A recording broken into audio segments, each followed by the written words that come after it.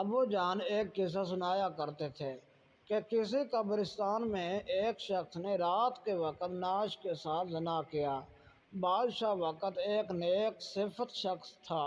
اس کے خواب میں ایک سفید پوش آدمی آیا اور اسے کہا کہ فلاں مقام پر فلاں شخص اس گناہ کا مرتکب ہوا ہے، اور اسے حکم دیا کہ اس زانی کو فوراً بادشاہی دربار میں لا کر اسے مشیر خاص کے عہدے پر مقرر کیا جائے۔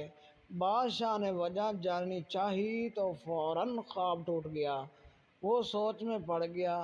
بہرحال سپاہی روانہ ہوئے اور جائے وقوع پر پہنچے۔ وہ شخص وہیں موجود تھا۔ سپاہیوں کو دیکھ کر وہ بکھلا گیا اور اسے یقین ہو گیا کہ اس کی موت کا وقت آن پہنچا ہے۔ اسے بادشاہ کے سامنے حاضر کیا گیا۔ بادشاہ نے اسے اس کا گناہ سنایا اور کہا، آج سے تم میرے مشیر خاص ہو۔ دوسری رات بادشاہ کو پھر خواب آیا تو بادشاہ نے فوراً اس سفید پوش سے اس کی وجہ پوچھی کہ ایک زانی کے ساتھ ایسا کیوں کرنے کا کہا آپ نے؟